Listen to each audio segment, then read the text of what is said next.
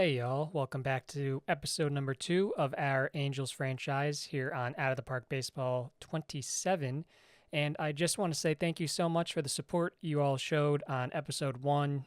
It's been 5 years, almost 5 years since I've done one of these things. I didn't really know what to expect, but it really made me feel pretty good just seeing all the support you guys gave me after the first episode. I think it just goes to show how awesome the Out of the Park baseball community really is. And it definitely reminded me of that after seeing all the support after episode 1. So thank you so much. In today's episode, we are going to start the season simulation here in 2026. You can see I've simulated up close to our first game of the season. It is officially opening day. It'll be that game between the Giants and the Yankees to kick things off here in 2026. But I do want to just go through a few things that I did off screen ahead of our first game of the season. So we will start in the personnel section, and you will notice a lot of new names compared to when I showed this screen in episode number 1. We only kept, I believe, 2 people that were here before, and those 2 people were John Gibbons, our bench coach, and Tim McIlvaine, who is our scouting director. We decided to keep him because I looked into his ratings, and a legendary rating for scouting amateurs, outstanding for scouting the minor leagues, and then good for international scouting in major leagues. And he also favors ability. And now that it's interesting. So for the longest time, I always tried to find scouting directors who favored or heavily favored tools, but more recently, I've kind of grown to like the scouting directors that favor ability. I think it just kind of goes to my risk tolerance. I'm at a point now where I'm kind of content missing out on the guys who will make just these huge leaps that come out of nowhere, these prospects they don't expect to kind of develop in the way that they end up developing. So I'm kind of content going the way of just a favors ability scouting director. I don't know if there's really a right or a wrong answer. I think you can be successful no matter which way you go, even if you get a neutral scout. I just prefer at this point to go for scouting directors that favor ability. So that's why we held on to Tim McIlvaine, but we did bring in Drew Toussaint as our assistant GM. We brought in Rick Jamieson as our team trainer. Now, both of those names, if you guys know, you know. We hired John Farrell as our Major League pitching coach. We hired Ben Johnson as our Major League hitting coach. And then Jeff Fry and Jose Alguacil are going to be our first base and our third base coaches here at the Major League level. And if you take a look through most of my minor league system, pitching-wise, I tried to focus on pitching coaches who had the type of power pitcher or neutral. And in terms of hitting coaches, it's either contact, patience, or in the case of Ben Johnson, neutral. And in the case of Dave Winter, too. You can really go whichever way you would like to go with this. You can choose hitting coaches that focus on power. You can choose pitching coaches that focus on ground ballers or finesse. There's so many different ways that you can be successful in this simulation. This is just what I've chosen to go with in this save. Pitching coaches that focus on power pitchers and hitting coaches that focus on contact, patience, or neutral. And it's the same thing with personality.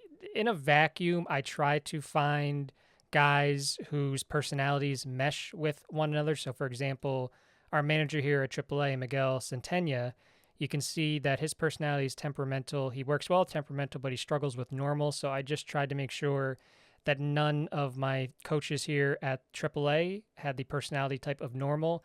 Now, realistically, from time to time, I will just forgo trying to make sure the personalities mesh. If there's a coach out there that I like, I'll hire him regardless.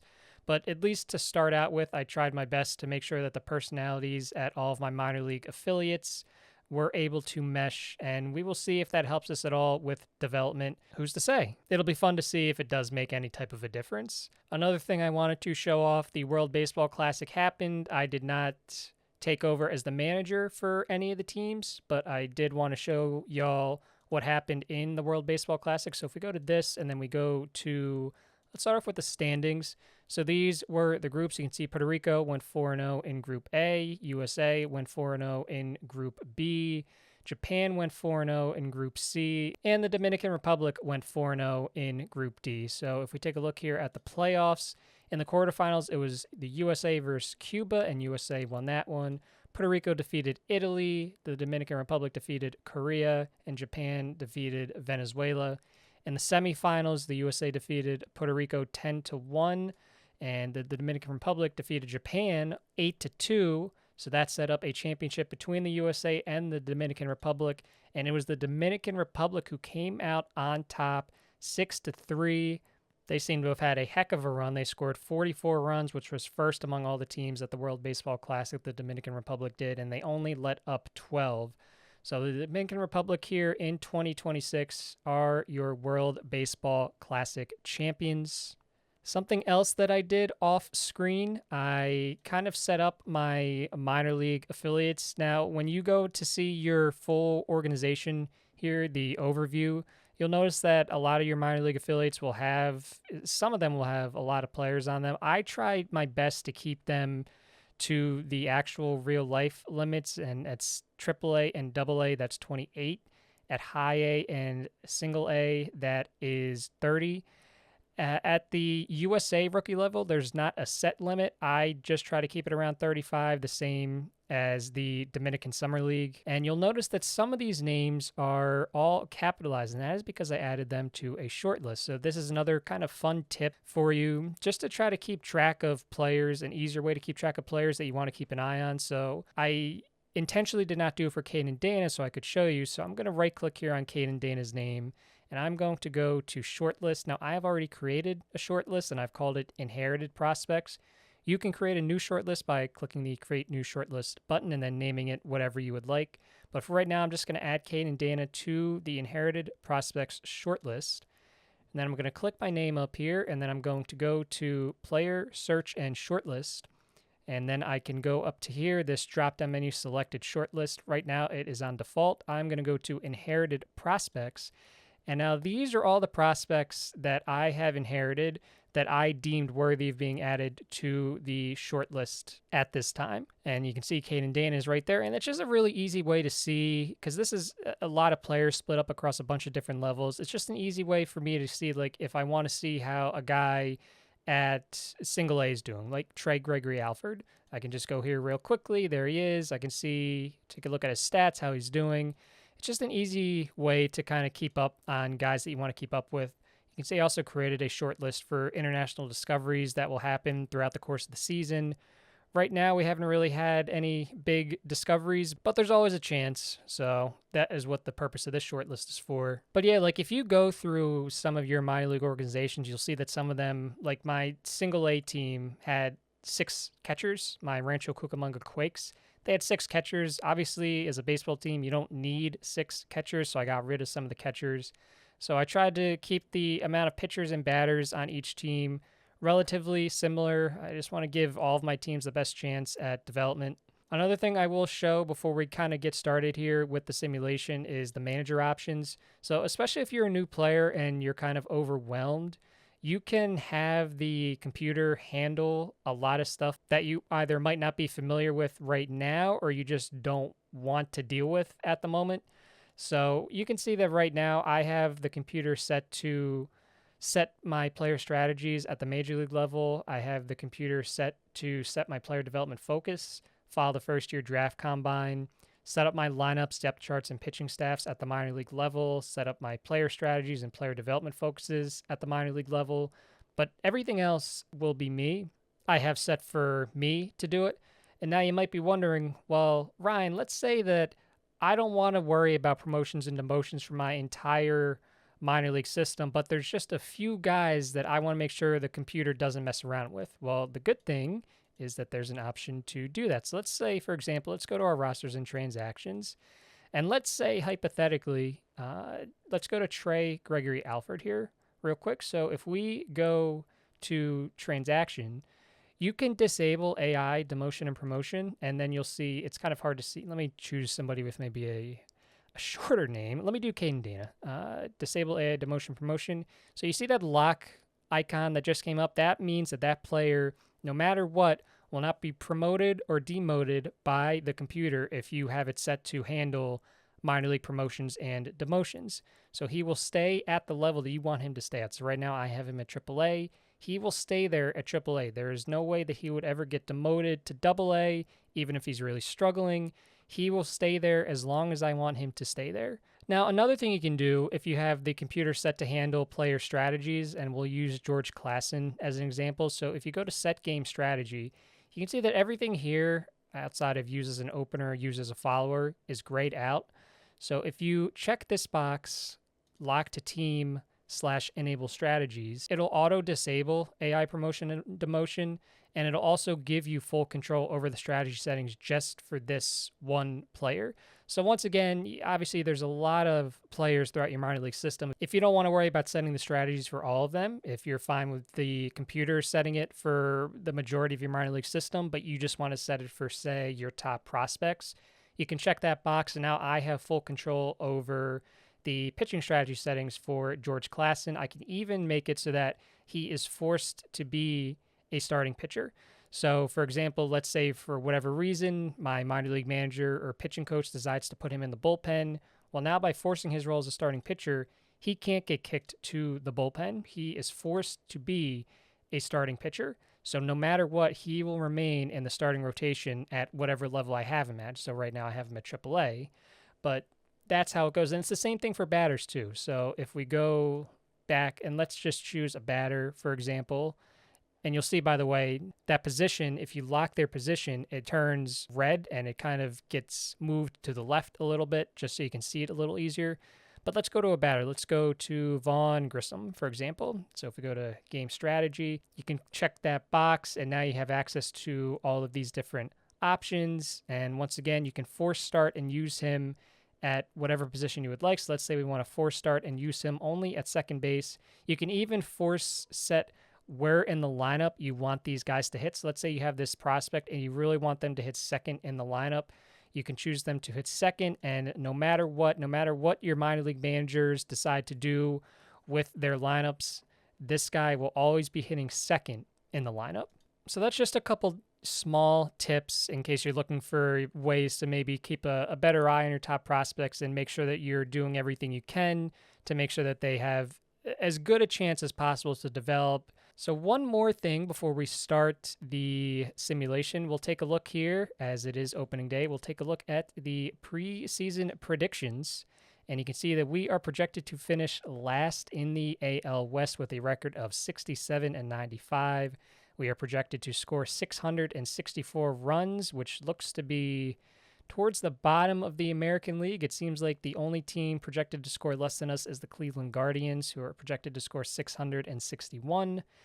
And we are projected to allow 771 runs. Now, there are some teams that are higher than us for runs against, but still, it does not seem like we are projected to have a very good season, which obviously I showed the roster in episode number 1. We should not be expected to have a good season. See, the Yankees are projected to win the AL East, the Tigers are projected to win the AL Central, and the Mariners are projected to win our division, the AL West. Aaron Judge, no surprise, projected to be the top hitter in the American League. We do not have any names there. And of course, we do not have any names here in the top pitchers section because our pitching staff is not very good. The Phillies are projected to go 98-64. Ooh, that would make me happy in real life if that happens, and win the NL East. The Cubs projected to go 89-73, and the Dodgers, a whopping 105-57 projected record to win the NL West by 20 games over the San Francisco Giants. There's your top hitters and your top pitchers projected in the National League, and we will just go to our inbox here, and the top 100 prospects list was published. Of course, we do not have anyone in the top 10, no surprise, but as a Phillies fan, nice to see Andrew Painter and Aiden Miller are there. We'll take a look here. The top minor league systems report has been updated, and we are 26th. We only have Tyler Bremner, who is 25th on the list, and we can see that list. Going to the top prospects report. So this is the annual top 100 prospects for batters, and if you scroll down, you can see it for pitchers.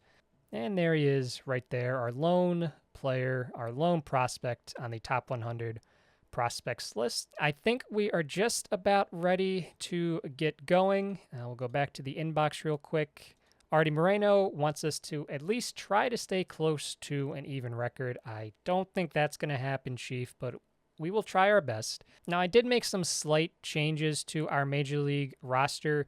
The big one was I released Hunter Strickland. He's no longer on the team, and I didn't even think of this because I didn't look at his player page before I released him, but you can see that we got a message. Players have publicly stated that the atmosphere in the clubhouse has been quite good, but behind closed doors, they feel that without Hunter Strickland, things will continue to improve. So I took a look at his player page. You can see his cantankerous personality undermines team morale. He is disruptive. He is low as a leader, loyalty, work ethic. So I guess it's good that we released him. I released him just because, he's 37 years old. I didn't think we really needed him in our bullpen, but it seems like the clubhouse was a big fan. So if you look at team chemistry, he would have been in this disruptive area right here. Right now, the team chemistry is happy. I don't know how long that's going to last, but for right now, we do not have captain. We have a couple leaders, and we have a prankster. Sometimes I'll try to get at least one of each. Sometimes I'll try to get at least one captain, one leader, one spark plug, and one prankster. But for right now, we're just going to roll with this. Otherwise, taking a look at the pitching staff, someone left a comment, and I'm sorry, I don't remember your name as I'm recording this, but you said that we should put Grayson Rodriguez in the starting rotation and be sure to put Kirby Yates in the bullpen. He was in our DFA list, and now he is in our bullpen. He is set up as the closer for now. And Grayson Rodriguez, we are going to try to see if he can make it work as a starting pitcher. So this is going to be our opening day bullpen there to the right and to the left. That is our opening day starting rotation. Reed Detmers will be getting the ball to start our first game of the season, and we will be in Houston. Jose Soriano is our 2, followed by Kikuchi, Rodriguez, and Alek Manoah, who is treading very thin ice. We don't know how long he's going to be in our starting rotation, but at least to start the year, he will have an opportunity to show what he can do. Lineup-wise, this is what we're going to roll with versus it's pretty much the same versus righties and lefties. The only difference is I'm kind of running a platoon in right field. So against righties, right now I have Josh Lowe starting in right field and batting 5th. And against lefties, I have Jorge Soler batting cleanup. Against lefties in right field. Now, that could change as the season progresses. That could even change within a month, just depending on how these guys are doing. But for right now, that's the lone platoon that we will be going with. Otherwise, I have Zach Neto leading off and playing shortstop, followed by Mike Trout, who is going to be our designated hitter. He'll get some time in the outfield, but as I said, for the most part, he's going to be our full-time DH for the 2026 season and beyond. Nolan Shonowell will be hitting third and playing first. Joe Adell will be hitting cleanup against righties and batting 5th against lefties in left field. And then we already went over Josh Lowe and Jorge Soler. Yoan Moncada is going to be playing third base and hitting 6th. Chris Taylor playing second base and hitting 7th. Logan O'Hoppe will be our catcher hitting 8th. And then rounding out the lineup, our center fielder is going to be Jose Siri.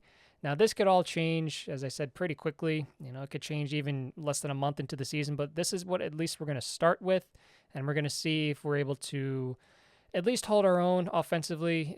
I said it in episode 1, I'm more optimistic about the lineup being able to produce as opposed to our pitching staff being able to prevent the other team from scoring runs.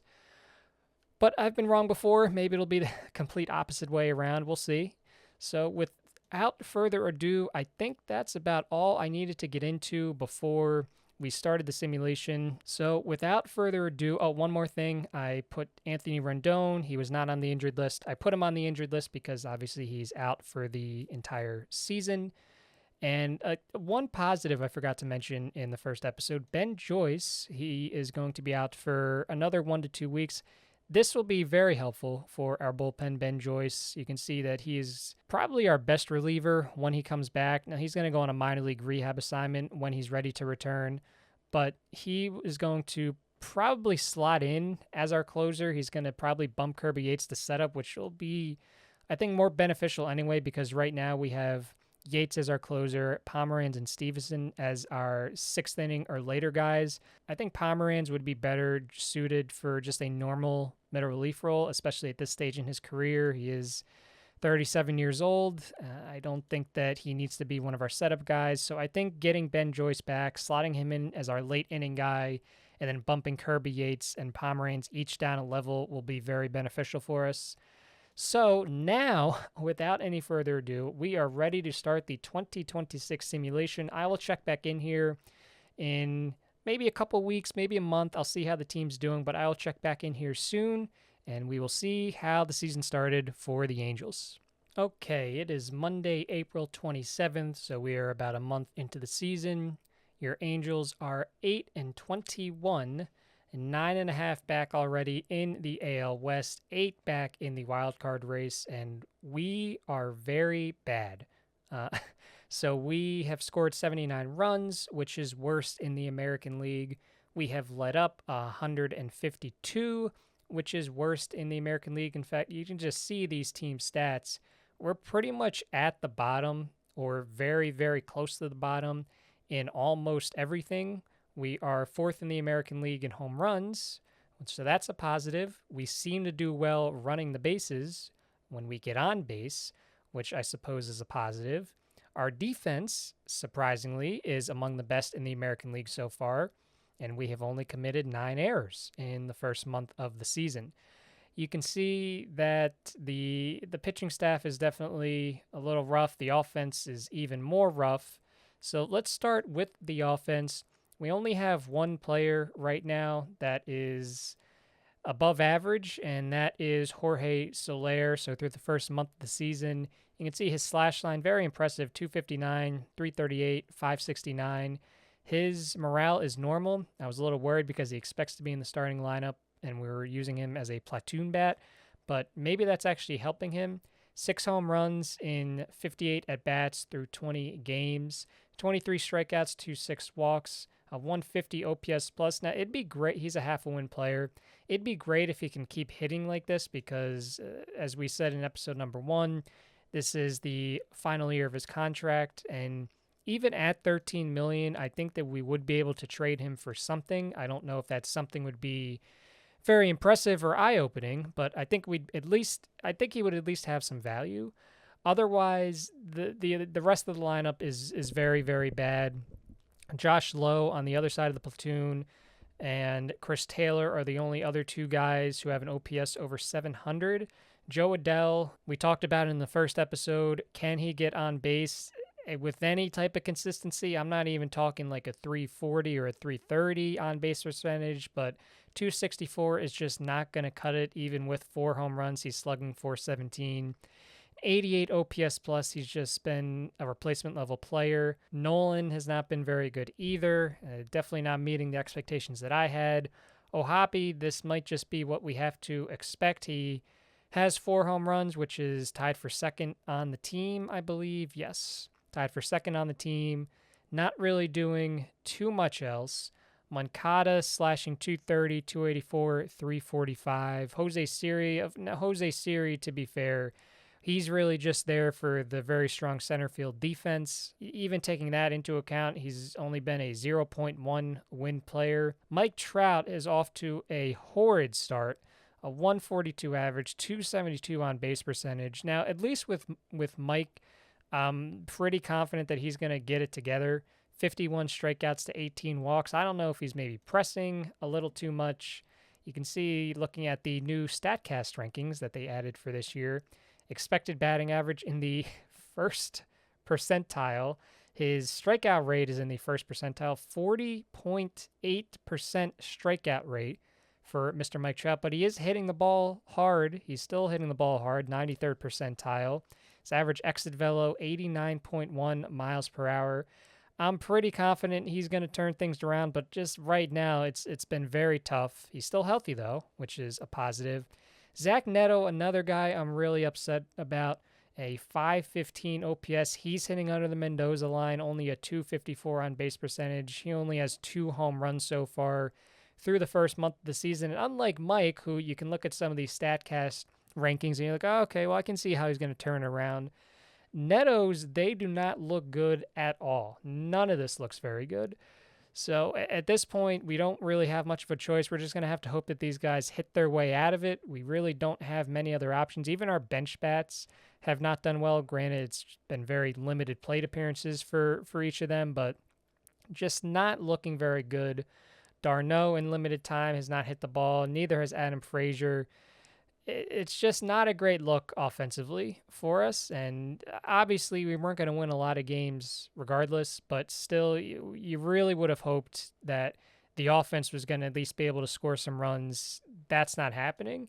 Taking a look at the pitching side of things, Kikuchi and Soriano have been pretty solid for us as starters. They've each started 6 games. They've each gone over 30 innings so far. Kikuchi, a 3.15 ERA, a 3.71 FIP. Soriano, it's the other way. His ERA is a little bit higher than his FIP, but they've both been above average, which is good. Soriano striking out almost 10 guys per 9 innings. In fact, if we take a look here at the stats and we go to my pitching stats here, his strikeout rate, 27%. That would be, if he can keep it up there for a full season, that'd be pretty impressive. He's cut his walk rate down to 8.7% compared to 2025. I'm very happy with Soriano. I knew that he had this in him, and hopefully he can keep it going. Kikuchi has been a pleasant surprise. I don't know if we're really going to be able to trade him if he continues to keep this type of thing going. Obviously, teams are always looking for arms, but I don't know if they're looking for this type of an arm that's making $21.2 million. Now, I know we could retain some salary to make the trade go through. I don't know if I want to necessarily do that, but we'll see as the season goes on and we get closer to the deadline. Otherwise, Grayson Rodriguez, the experiment to try to see if he can be a starting pitcher, has been very bad so far. His ERA is an even 8. That is not a typo. It is 8. But his FIP is 2 runs lower. So you got to look at the bright side of these things. 5.99. So we'll dig in a little bit here. Yeah, his StatCast is not very good. His fastball velo is good, but none of this other stuff is looking too good. And we'll take a look here at his stats and his strikeout rate, 16.9%. That's not going to cut it in the majors. He's allowing a 924 OPS against, 2.3 home runs per 9 innings, an 8.1% walk rate. He's only stranding 55% of the runners he lets on base, in 88 pitches per game, a 51 ERA plus, and he's been a negative value player. So suffice it to say, that experiment, he's unhappy. I'm glad he's unhappy because I'm also unhappy. My expectations, I wasn't expecting an ace, but I thought he would be at least a little better. But I don't know. It doesn't seem like he's really. I don't know. Maybe we got to bump him back to the bullpen, see if that works, because he's not cutting it right now as a starter. Reed Detmers has been off to a really rough start, a 6.49 ERA, a 5.16 FIP. You can see his last 2 starts, not too great. Alek Manoah, we definitely expect. This is something that we did expect, an ERA over 5. He has been a negative value player. I don't know how much longer he's gonna be in the rotation. He's probably not gonna see it to the end of the season. I can guarantee you that. Bullpen-wise, Ben Joyce, he came back recently. He's tossed about 3 innings. He's been good so far.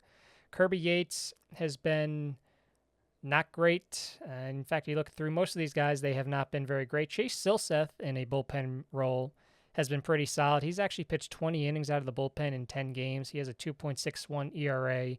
So that's been a nice, pleasant surprise. Drew Pomeranz has also been slightly better than league average and through 14 innings at 3.77 ERA.